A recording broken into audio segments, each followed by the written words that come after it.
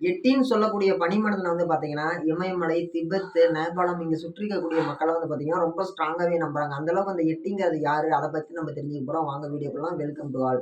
எட்டின்னு சொல்லக்கூடியது வந்து பார்த்தீங்கன்னா, பனிமனிதன். ஓகேங்களா? எப்படி வெளிநாடுகள் வந்து பார்த்தீங்கன்னா, பிக் ஃபுட்ன்னு சொல்லக்கூடிய ஒரு உயிரினம் வந்து பார்த்தீங்கன்னா, ஐ அதிகப்படியான அளவு நம்பப்படுகிறதோ, அதே மாரி தான் வந்து பார்த்தீங்கன்னா, நம்ம இமயமலை பகுதிகளிலேயே வந்து பார்த்தீங்கன்னா, எட்டின்னு சொல்லக்கூடிய பனிமனிதன் நம்பப்படுகிறது. அளவுல மிகப்பெரிய ஒரு ஒரு மனித குரங்கு எப்படி இருக்குது? மிகப்பெரிய லெவல்ல. குரங்கு சின்னதா இருக்கும். மனித குரங்கு அப்படிங்கிறது கொரில்லா பெருசா இருக்கும். கொரில்லாவோடயே பெருசா ஒரு ஸ்ட்ரக்சர். மனுஷன் மூஞ்சியோட இருந்தா எப்படி இருக்கும்? அதோடைய கால்கள் ரொம்ப பெருசா இருந்தா எப்படி இருக்கும்? அது உடம்பு முழுக்க பனிக்கரடி மாரி முடிகள் நெறைய இருந்தா எப்படி இருக்கும்? அப்படிப்பட்ட ஒரு உயிரினம் தான் வந்து பார்த்தீங்கன்னா எட்டி. அது பெரும்பாலும் வந்து பார்த்தீங்கன்னா, மனிதர்களால நம்பப்படுகிறது. எங்க? ஒருத்தர் நம்பல, 2 பேர் நம்பல, 3 பேர் நம்பல, 4 பேர் நம்பல. கிட்டத்தட்ட 3 மிகப்பெரிய ஒரு ஆளுமை கொண்ட மக்கள் நம்புறாங்க. நேபாளம், திபெத்து, இமயமலை சுற்றி இருக்கக்கூடிய பகுதி மக்கள். இவங்கலாம் என்ன பண்றாங்க? அத வந்து கடவுளாவே வழிபடுறாங்க. அவங்க சொல்லக்கூடிய இன்னொரு கருத்து என்னன்னு சொல்லி கேட்டோம்னா, அது வந்து ஒரு சைவ விலங்கு. மனிதனைப் போலவே தான் அதுவும். கடவுளுடைய ஒரு பாதுகாப்பரண். நம்ம எல்லாருக்குமே தெரியும் ஷாம்பலான்னு சொல்லக்கூடிய ஒரு நகரம் பூமிக்கு கீழ வந்து பார்த்தீங்கன்னா, மறைமுகமா மறைஞ்சிருக்குது பூமியிலேயே. அது வந்து பார்த்தீங்கன்னா, இமயமலைகள் பகுதிகள்ல இருக்குதுன்னு சொல்லி பெரும்பாலான மக்களால் நம்பப்படுகிறது. அந்த நம்பப்படக்கூடிய மக்கள பொறுத்தவரைக்கும், அந்த ஷாம்பலா நகரத்துக்கு பாடி கார்ட்ஸ் இவங்க தான். அந்த ஷாம்பலா நகரத்த பாதுகாக்கக்கூடிய காவலாளிகள் இவங்க தான். அதனால தான் வந்து பார்த்தீங்கன்னா, இவங்க வந்து அத ஒரு தெய்வத்துக்கு ஈக்குவலா பார்க்குறாங்க. இப்ப நம்ம ஊர்ல எப்படி காவல் தெய்வத்த வழிபடுறோமோ, அதே மாரி வந்து பார்த்தீங்கன்னா, அவிங்க என்ன பண்றாங்க? எட்டிய வந்து வழிபாடு பண்றாங்க. ஸோ, அதன் காரணமா எட்டின்றது வந்து பார்த்தீங்கன்னா, அவிங்கள பொறுத்தவரைக்கும் ஒரு புனிதமான ஒண்ணு. இது வந்து பார்த்தீங்கன்னா, மூட நம்பிக்கை மட்டும் கிடையாது. பெரும்பாலான மக்களால் ஏற்றுக்கொள்ளப்பட்ட ஒண்ணு. நம்மளுடைய ராணுவ வீரர்களே கூட வந்து பார்த்தீங்கன்னா, பாராநார்மல் ஆக்டிவிட்டின்னு சொல்லக்கூடிய விஷயங்கள உணர்ந்திருக்கிறாங்க. பாராநார்மல் ஆக்டிவிட்டிய உணர்ந்தது மட்டும் கிடையாது. அங்க இருக்கக்கூடிய விஷயங்கள் வந்து பார்த்தீங்கன்னா, இவங்கள விட அப்பாற்பட்ட ஏதோ ஒண்ணு திடீர்னு கிராஸ் ஆயி அவங்க கிட்ட ஓடுமா. அவங்கள கிராஸ் பண்ணி முன்னாடி ஓடுமா. இவங்க என்ன ஏதுன்னு சொல்லி பார்க்கறத விட வேகமா ஓடிருமா. ஆனா அதனுடைய கால்கள் அப்படிங்கிறது மிகப்பெரிய அளவுல இருக்குமா. அதே மாரி வந்து பார்த்தீங்கன்னா, இது வந்து மனிதர்கள யாரையுமே தாக்குனது கிடையாது. அது வந்து ஒரு சைவ பிராணி. முழுக்க, முழுக்க, முழுக்க, முழுக்க அந்த மூங்கில் இலை மாரி நம்ம சொல்றோம் இல்லைங்களா? பாண்டா கரடி எப்படி மூங்கில் இலை சாப்பிடுது. அதே மாரி வந்து பார்த்தீங்கன்னா, அது அளவுக்கு அதிகமா என்ன சாப்பிடுமா? பச்சை இலைகளை மட்டும் தான் சாப்பிடுமா. மனிதர்கள் தொந்தரவு பண்ணாது அப்படிங்கிறது எல்லாருக்குமே தெரிஞ்சது.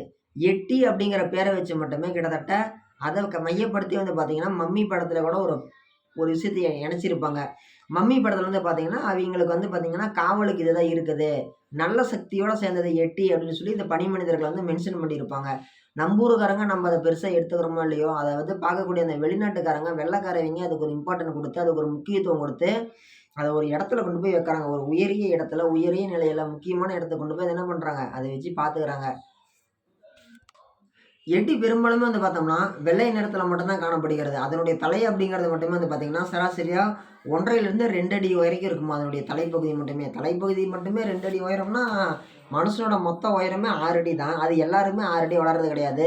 4 5லிருந்து 4 1/2லிருந்து 5 அடிக்குள்ளே தான் 100க்கு 70% மக்கள் அப்படிங்கிறவங்க வளர்ந்துருக்கிறாங்க. ஆனா, அந்த எட்டிங்கக்கூடிய அந்த உயிரினம் வந்து பார்த்தீங்கன்னா, அளவுக்கு அதிகமா தான் இருக்குது. பெரும்பாலும் அந்த இறந்து போன ஒரு எட்டியோடைய அந்த உடல் பகுதி, அந்த மண்டை ஓடு அப்படிங்கிறது திபெத்ல ஒரு கோவில்ல வச்சு வழிபாடு பண்ணிட்டு இருக்கிறாங்க இன்னைக்குமே. மக்கள் யார் போனாலுமே அத பார்க்கலாம்.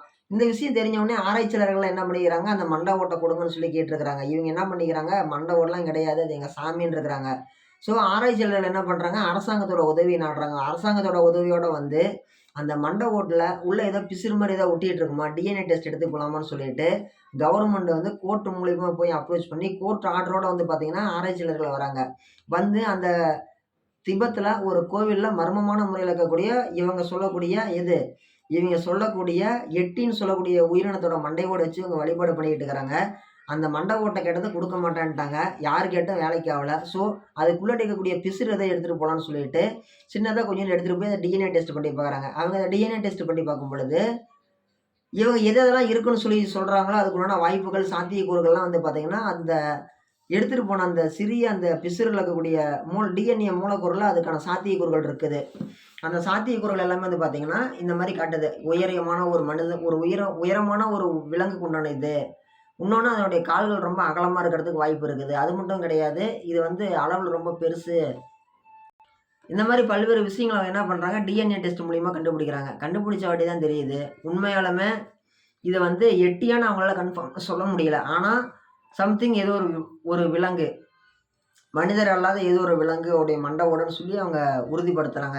இந்த விலங்கோட மண்டை ஓடு இருந்த விலங்குக்கு வந்து பார்த்தீங்கன்னா, உடல் நிறைய முடிகள் இருந்திருக்கக்கூடும் அதிகமான அளவு அப்படின்னு சொல்லி அதையும் ஆராய்ச்சியாளர்கள் தெரிவிக்கிறாங்க. இன்னைக்கு வரைக்கும் இமயமலை பகுதியில இருக்கிறவங்கள பொறுத்தவரைக்கும் அது ஒரு மர்மமான உயிரினம் தான். இப்ப நம்ப ஊருக்குள்ள எடுத்துக்கிட்டோம் அப்படின்னா, நம்ப ஊர்ல என்ன சொல்லுவாங்க? காவல் தெய்வம் அப்படிங்கிறது தெய்வமா தான் இருக்குது. தெய்வம் நடமாடுதுன்னு சொல்லுவாங்க. ஆனா, அது வாழுது, இங்க இந்த இடத்துல வாழ்ந்துட்டு இருக்குதுன்னு சொல்லி நம்ம அத சொல்ல முடியாது. அத காட்ட முடியாது.